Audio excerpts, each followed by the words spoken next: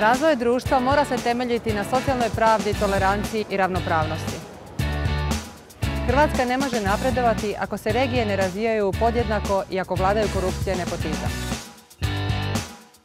Društvene institucije trebaju uskladiti svoj rad sa stvarnim životima i potrebama ljudi.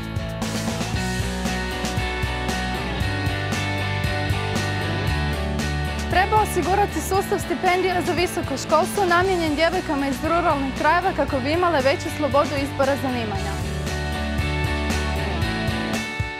Želim obrazovanje koje će mi donijeti veće šanse za posao. Obrazovni sustav treba odgajati ljude željne znanja, savjesne, odgovorne i tolerantne. Ne želim da me budući poslodavac pita jesam li udana, kada ću se udati i koliko djece ću imati. Želim jednaku plaću za jednak rad.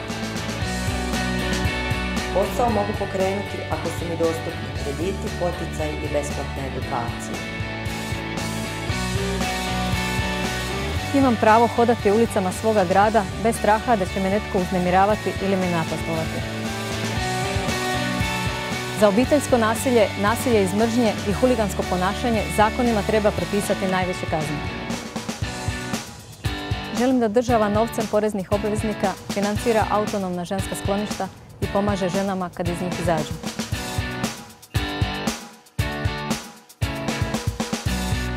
Još od vrtića moramo učiti djecu da su muškarci i žene ravnopravni i da nema muških i ženskih poslova. Treba nam više javnih vrtića sa radnim vremenom koje odgovara nama roditeljima. Društvo treba hrabriti muškarce da više sudjeluju u poslovima u kući i oko djece.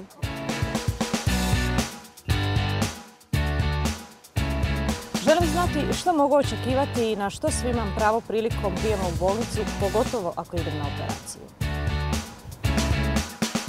Imam pravo samo odlučiti s kim ću, kada i koliko djece imam.